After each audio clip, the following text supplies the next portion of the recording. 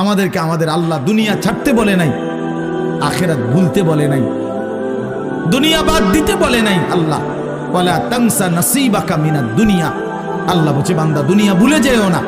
আমি বাজার, ব্যবসা, হাট ঘাট, চাকরি, ক্ষেত খামার, স্ত্রী, সন্তান, ঘর পরিবার, ঘুম, আহার, নিদ্রা, আমি কোনোটাই বাদ দিতে বলি নাই বান্দা, ছাড়তে বলি নাই। আমি আল্লাহ তোমাদের জিন্দেগি বানাইছি দুইটা, একটা হলো দুনিয়া আর একটা হলো আখিরাত। দুনিয়া তুমি কর্ম করবা আর আখিরাতের জন্য আমল করবা। দুনিয়া কর্ম, আখিরাত তোমার ধর্ম। দুনিয়ার জন্য করবা কর্ম, আখিরাতের জন্য করবা ধর্ম।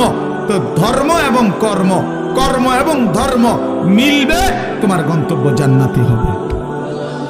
তাইলে এখন হুজুর একটা আশ্চর্য সুন্দর কথা কইছে যে আল্লাহ বলছে বান্দা দুনিয়া তোমার কর্ম, আখিরাতের জন্য তোমার ধর্ম।